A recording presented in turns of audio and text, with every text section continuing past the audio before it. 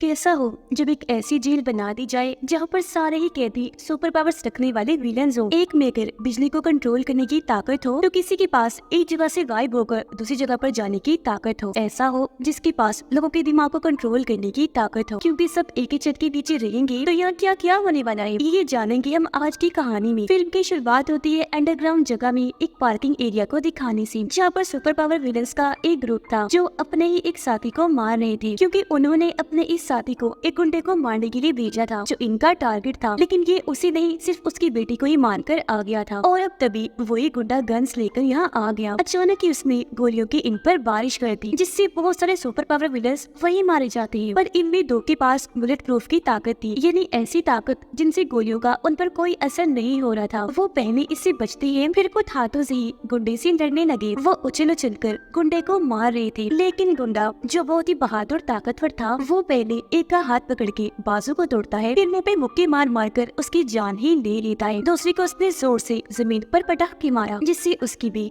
वही मौत हो गई। और आखिर में उस आदमी को भी मार गिराता है जिसने उसकी बेटी की जान ली थी। अब अचानक वहाँ गोलियां चलने लगी, जिसके साथ ही पुलिस की बहुत सारी गाड़ियां वहाँ पर आ जाती है और वो लोग गुंडे को गिरफ्तार कर लेते हैं। अब दिखाया गया कि कुछ टाइम पहले पूरी दुनिया में एक तबाही फैली थी जिसका नाम था पंच। हर चीज तबाह बर्बाद हो गई थी। ऐसा इसलिए हुआ था क्योंकि उस वक्त जंगों में न्यूक्लियर हथियारों को इस्तेमाल किया जाने लगा, जिस वजह से न्यूक्लियर रेडिएशन यानी कि शुआएं जो बहुत खतरनाक थी पूरी दुनिया में फैल जाती है, जिससे तबाही मची, साथ ही बहुत सारे लोगों की जान भी चली गई। अब जाहिर है इस वजह से दुनिया भर के रिसोर्सेज यानी कि वसाइल पूरी दुनिया से खत्म हो गई थी। रिसोर्सेज यानी वो चीजें जो जिंदगी की जरूरत को पूरा करती है। और अब बचे हुए रिसोर्सेज के लिए दुनिया भर में लोग आपस में ही लड़ने लगे। अब जो लोग जिंदा बच गए थे रेडिएशन की वजह से उनके जिस्म में बदलाव होने लगे, उनके जिस्म में ऐसी तब्दीलियां आई कि सभी के अंदर सुपर पावर्स आ गई, जिनसे वो बहुत ताकतवर बन गई। पर इन लोगों ने अपनी पावर्स का गलत इस्तेमाल किया। उन्होंने बचे हुए रिसोर्सेज को हासिल करने की कोशिश की। अपनी पावर्स का उन्होंने ऐसे इस्तेमाल किया कि तोड़फोड़ तबाही मचा दी, जिस वजह से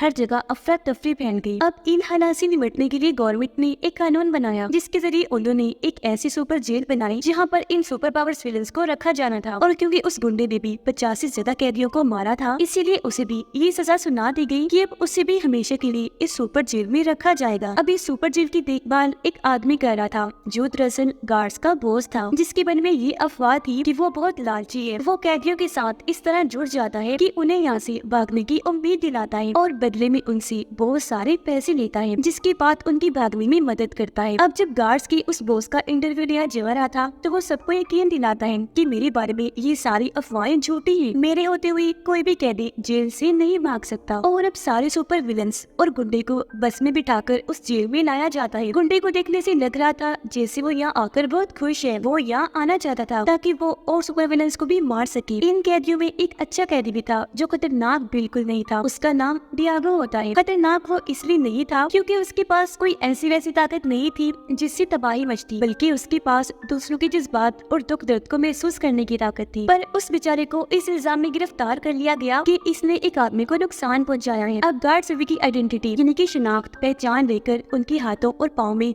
कफ्स लगा देते हैं यानी कि हथकड़ियां, ताकि वो अपने सुपर पावर्स को इस्तेमाल करके जेल में हंगामा न करते, जिससे यहाँ तमाशे हो। इस सब के बारे में समझाते हुए वो उन्हें मना भी करता है। उसने इनको धमका भी दिया था, जिसके बाद सभी कैदियों को ग्राउंड में लाया गया। यहाँ गुंडे की मुलाकात एक कैदी से हुई जिसे पहले यहाँ पर लाया गया था। उस कैदी को गुंडे पर काफी गुस्सा था क्योंकि उसके भाई को गुंडे ने ही मारा था। अब ये दोनों एक दूसरे को लड़ाई के लिए चैलेंज करके आपस में लड़ने लगे। मुक्कों से ये लोग नॉर्मल लड़ाई कर रहे थे, पर वो कैदी जैसे गुंडे पर वार करने लगा वो पीछे हट गया और अब गुंडे ने पहले उसके चेहरे पर मुक्का मारा, फिर उसे नीचे गिराकर जोर से टांग मारता है। इससे वो कैदी काफी जख्मी होने की वजह से लड़ाई में हार गया। और अब इससे पहले कि गुंडा उसे मारता, गार्ड्स कफ्स की मदद से उसे बिजली के झटके लगाते हैं, जिससे वो गुंडा रुक गया, फौरन गिर पड़ता है। तभी वहाँ फीमेल गार्ड आई जो गुंडे को मुक्कों से खूब मारती है और अब उसे और जख्मी कैदी को इलाज के लिए भेज दिया जाता है। अब सारे गार्ड्स क्योंकि इनकी लड़ाई को एंजॉय कर रहे थे, यही वजह थी कि पहले उन्हें नहीं रोका गया। बॉस को भी ये मारधड़ देखकर मजा आ रहा था। यहाँ डियागो एक ऐसे कैदी से मिलता है जिसके पास बिजली को कंट्रोल करने की ताकत थी। वो डियागो को बताता है कि मैं यहाँ पर आने वाला सबसे पहला कैदी हूँ। साथ ही उसने डियागो को जेल में रहने की कुछ असूल भी बता दिए थे। अब डियागो यहाँ की सबसे मशहूर और खतरनाक कैदी जिसे हर कोई जानता था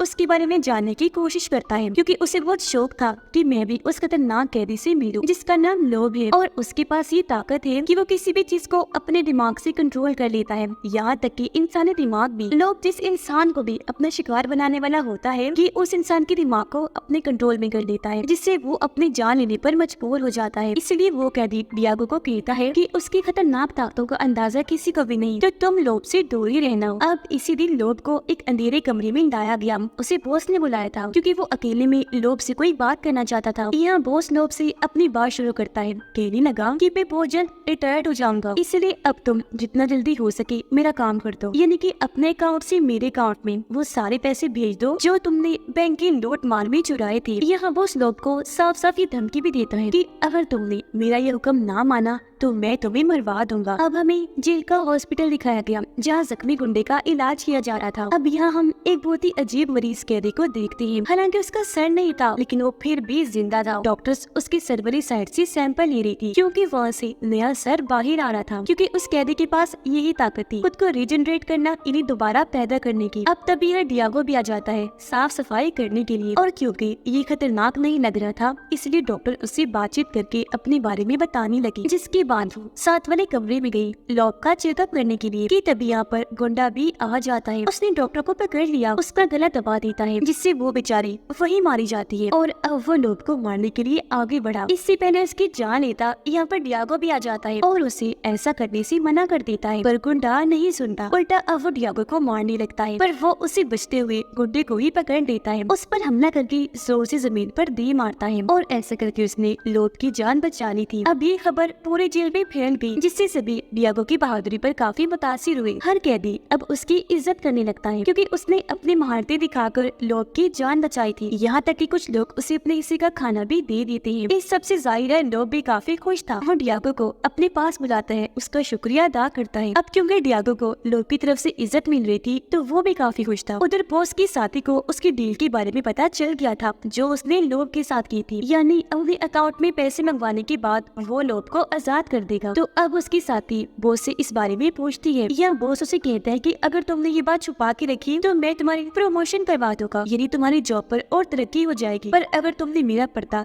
सबके सामने फाश किया तो मैं तुम्हें जॉब से ही निकलवा दूंगा। अब पता चला कि सबसे पहले वाले कैदी को यहाँ पर 10 साल हो गए हैं और वो तभी से अपनी जमानत के लिए बार बार एप्लीकेशन दरख्वास्त दिया करता था, पर कोर्ट वाले हमेशा उसकी एप्लीकेशन को रद्द कर दिया करते थे। यानी कि ये कानून जहाँ सबको इंसाफ देता है तो अक्सर कैदियों के साथ नाइंसाफी भी कर जाता है। कुछ दिन के बाद वो दोबारा से एप्लीकेशन देता है जहाँ उसे फिर से कोर्ट के सामने पेश किया गया। इस बार उसे जमानत मिलने की काफी उम्मीद थी, पर वो कोर्ट के फिजूल सवालों से तंग आ जाता है। वो काफी गुस्से में आ गया, वहाँ से उठ खड़ा हुआ, जिस वजह से एक बार फिर उसकी एप्लीकेशन रद्द कर दी जाती है, जिससे वो काफी दुखी हो गया। जबकि लोग जेल से भागने की प्लानिंग बना रहा था। अब सबसे पहले वाला कैदी जिसे जमानत नहीं मिली थी वो गुस्से में बैठा हुआ था, जहाँ तभी उसका एक साथी आकर उसे लोहे की छोटी सी कटर जैसी चीज देता है ताकि वो इसके जरिए अपनी मायूसी का बदला नहीं सके, जिससे जेल में हलचल होकर हर तरफ हंगामे वाला माहौल बन जाए। वो इसके लिए राजी हो गया। उस चीज से अपने कफ्स की लॉक्स काट कर उतार देता है, फिर एक टेबल पर चढ़ के वहाँ के ट्यूब लाइट से बिजली की लंबी सी तार लेता है, जिसकी मदद से वो खुद को चार्ज करने लगा। ऐसा होते ही उसकी आंखों में भी बिजली चमकने लगी, साथ ही हाथ से भी वो बिजली को कंट्रोल कर पा रहा था, जिसका इस्तेमाल करके पहले वो एक गार्ड पर हमला करता है और फिर पूरी जेल के इलेक्ट्रिक सिस्टम को ही खराब करके रख देता है। ऐसा होते ही सभी कैदियों के कफ्स जो लॉक थे वो डिसेबल हो गए, यानी कि उन्होंने काम करना बंद कर दिया था। ऐसा होते ही सब कैदी आजाद हो गए और आपस में ही लड़ने लगे, जिससे वहाँ अफरा तफरी मच जाती है। ये देखकर बॉस अपने साथी को जल्दी से जनरेटर ऑन करने को कहता है ताकि जब बिजली पैदा हो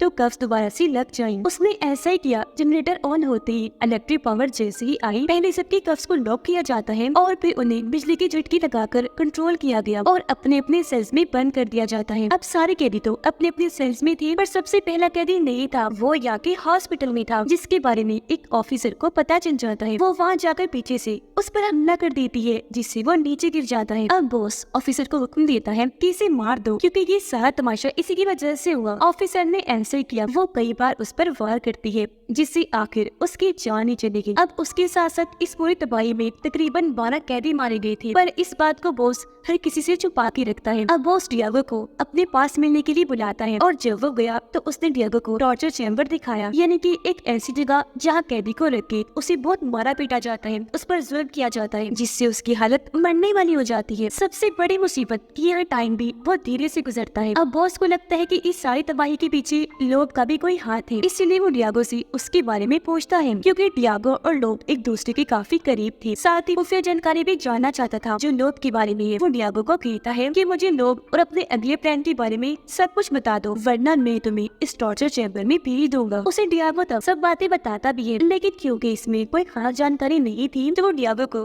वापस भेज देता है और लोब के पास आया उसे कहने लगा कि तुम यहाँ से भागने के बारे में कभी भी मत सोचना, बल्कि जल्द से जल्द सारे पैसे मेरे अकाउंट में बिछाओ। और अब क्योंकि लोब के पास भागने का और कोई रास्ता नहीं था, इसलिए वो उससे समझौता करने के लिए मान जाता है। साथ में उसने ये भी कहा, पर इसके लिए मुझे थोड़ा वक्त चाहिए। अगले दिन बोस के साथ एक इलेक्ट्रिशियन के साथ बेसमेंट में आए इलेक्ट्रिक सिस्टम ठीक करवाने के लिए, जबकि सारे कैदियों के पास एक एक एनवेलप आया था जो उनकी फैमिलीज की तरफ से थी, जिनमें सबकी पसंदीदा चीजों का जिक्र किया गया था। लोग दोबारा से भागने का प्लान बनाता है, इसीलिए उसने टैबलेट लिया था और इंटरनेट के जरिए खतरनाक वायरस इंस्टॉल कर लिया था ताकि यहाँ की सिक्योरिटी सिस्टम को हैक कर सके, यानी अपने कंट्रोल में करके उसे चला सके। उधर बुड्ढे ने अपने चेहरे पर क्रॉस का निशान बनवा लिया था और अब वो दोबारा से उस कैदी से लड़ने गया जिससे पहले भी उसकी लड़ाई हुई थी, मगर इस बार वो लड़ने से इनकार कर देता है। डियागो लोब से मिलने आया, उसे कहता है कि अगर तुम यहाँ से भागने की प्लानिंग कर रहे हो तो मुझे भी साथ ले चलना। अब जिस दिन बॉस ने रिटायर्ड होना था उस दिन पता चला कि अब उसकी जगह गुंडों का बॉस एक और आदमी है, ना कि उसकी साथी जिसके साथ उसने डील की थी कि मैं तुम्हें प्रमोशन दिलवा दूंगा। इस बात से वो बहुत ज्यादा गुस्सा हो जाती है। वो बॉस को आकर कहती है कि तुमने मुझे कितने ख्वाब दिखाए थे, पर अब किसी और को बना दिया बॉस। लेकिन वो उसको 2-4 बातें सुनाकर वो उसे भेज देता है और अब वो जाता है लोब के पास। वो उसे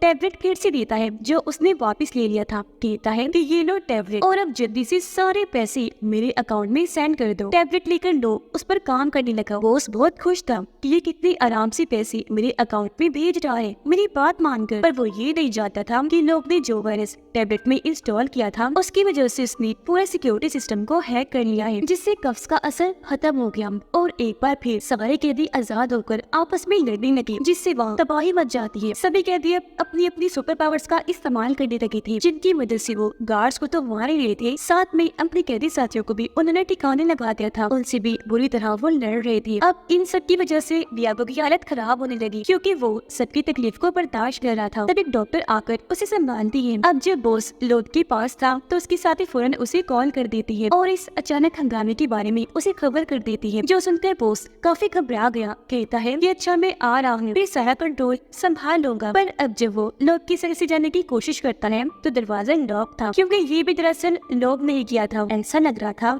कि उसके इस भागने के प्लान का मेन रोल बॉस ही है। अब जेल के हालात बदतर हो गए थे क्योंकि कोई अपने खतरनाक ताकतों से दूसरे इंसान को जला रहा था तो कोई अपने मुंह से जहर वाला धुआं निकालकर सबकी जान ले रहा था। हालांकि इन सुपर पावर्स कैदियों को गार्ड्स कंट्रोल करने की कोशिश भी कर रहे थे, पर कोई भी उनके काबू में नहीं आ रहा था। अब हालात को कंट्रोल से बाहर होता देखकर कैप्टन बॉस की साथी को कॉल करके इसका हाल पूछता है। वो कहती है कि ये सिक्योरिटी सिस्टम की खराबी है और अगर इसे ठीक करना है तो नीचे बेसमेंट में जाना होगा, क्योंकि वहाँ का जो जनरेटर है जेल का सारा सिक्योरिटी सिस्टम उस पर ही चलता है। जनरेटर को बंद किया हुआ है और अगर उसे दोबारा रिस्टार्ट कर दिया जाए तो सिक्योरिटी सिस्टम के ठीक होते ही सब हालात भी ठीक हो जाएंगे। तो इसीलिए अब कैप्टन उसके कहे मुताबिक बेसमेंट में जाता है जनरेटर को रिस्टार्ट करने के लिए। बॉस के साथी उसे साथ साथ गाइड भी कर रहे थे। ये दोनों रेडियो फोन्स के जरिए एक दूसरे से बात कर रहे थे, पर वो जैसे बेसमेंट में गया सिग्नल्स कमजोर हो जाते हैं इनकी कॉल करके, और अब बॉस के साथी उसे नहीं बता सकती कि आगे उसे क्या करना है। पर यहाँ कैप्टन अपना दिमाग लगाने लगा। उसे जनरेटर मिल भी गया, लेकिन इससे पहले ये स्टार्ट करता यहाँ पर एक कैदी आ गया जिसका चेहरा अब बदलकर खतरनाक क्रीचर जैसा बन गया था। हालांकि उसे देखकर कैप्टन छुप गया, लेकिन उस कैदी ने उसे ढूंढ ही निकाला। वो कैप्टन पर हमला करके उसे जमीन पर दे मारता है, जिससे वो जख्मी हो जाता है। फिर वो उठाकर दोबारा से कैप्टन को मारने लगा। उसे दीवार के साथ लगाकर मुंह पकड़ लेता है। इससे पहले उसकी जान लेता कैप्टन खुद को छुड़ा लेता है। वो एक रॉड से वहाँ एक पाइप पर मारता है, जिससे वो टूट गया। उसके अंदर से निकलने वाली गर्म हवा जैसे उस कैदी की मुंह पर पड़ी, उसकी वहीं पर मौत हो जाती है। बॉस लोग के सामने बैठ गया। वो दरअसल इंतजार कर रहा था कि पैसे ट्रांसफर होने का प्रोसेस कब पूरा हो, और अब जैसे ये प्रोसेस पूरा हुआ बॉस काफी खुश हो जाता है। जबकि लोग उसे कहता है कि मेरे पास दिमाग को कंट्रोल करने के अलावा एक और खूबी भी है जो कोई भी नहीं जानता, और वो ये कि मैं अपने दिमाग को सामने वाले के साथ बदल सकता हूँ। ऐसा कहती उसने अपने दिमाग को बॉस के साथ बदल लिया। यानी कि अब लोब के अंदर बॉस का दिमाग था और बॉस के अंदर यानी उसके जिस्म में लोब का माइंड आ चुका था, क्योंकि इस जेल से भागने का बस यही एक रास्ता था। लोब को इस बात से कोई मसला नहीं था कि मैं किसके जिस्म में हूँ, वो बस इस बात से खुश होता है कि कम से कम मैं यहाँ से भाग तो रहा हूँ। और अब लोब जो बॉस के जिस्म में था वो अपने ही जिस्म को मारता है, क्योंकि जाहिर है अब उसके अंदर बॉस आ गया था और इस तरह उसने बॉस को बेहोश कर दिया। उधर कैप्टन ने जनरेटर को रीस्टार्ट कर लिया था, जिससे कफ्स दोबारा से काम करने लगे, जिससे अब बॉस यानी कि लोब सब कैदियों को बिजली की झटके देकर रोक लेता है और वापस सेल में बंद करवा देता है। यानी कि उसने सारा कंट्रोल संभाल लिया था और अब वो बाहर आकर हुक्म देता है कि लोब यानी कि बॉस को टॉर्चर चेम्बर में भेज दिया जाए, क्योंकि ये बॉस का ही रूप था, इसलिए फौरन लोब समझकर बॉस को टॉर्चर चेम्बर में डाल दिया जाता है। जबकि लोब बाहर आकर अपने साथी से मिला, वो यहाँ उसकी प्रमोशन खुद ही कर देता है, यानी कि अब अगली गार्ड्स की बॉस वही होगी और यहाँ से लोब बॉस के रूप में चला गया। जबकि उसके साथी अब अपने तरीके से जेल को चलाती है। वो यहाँ के सिस्टम में काफी अच्छी तब्दीलियां लेकर आती है। डियागो की सजा खत्म हो गई थी, उसे काफी पहले ही छोड़ दिया गया, क्योंकि उसकी ताकतें किसी के लिए भी नुकसानदेह नहीं थी। साथ में लोब के साथी को भी छोड़ दिया गया था और अब यहाँ दोबारा से बॉस इनके लोब आया। वो दरअसल इन दोनों को पिक करने आया था जो इसके साथी थे। अब जैसे ही लोब का साथी और डियागो गाड़ी में बैठे, ये तीनों अच्छी और पुरसुकून जिंदगी गुजारने का फैसला करते हैं। इनके अकाउंट में बहुत सारे पैसे भी आ गए थे और अब वो अपनी नई शुरुआत करने के लिए वहाँ से निकल दिए। और इसी के साथ इस फिल्म की कहानी यहीं पर खत्म हो जाती है।